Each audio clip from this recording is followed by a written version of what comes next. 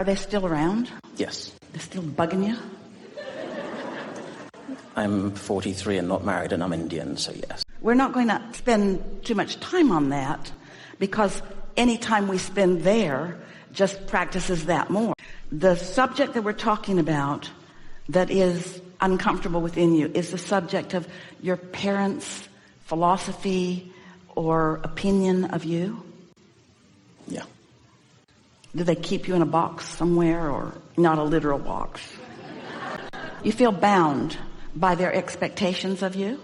Well, the thing is, they're not the law of attraction. They're not even the stage manager. But they don't know that. But as long as you know that, you just have to know that. But if you calibrate to them, and don't feel bad about it, most people do, especially when something's that strong. When you calibrate to something like that, then what happens is the law of attraction just keeps bringing you more and more of it. And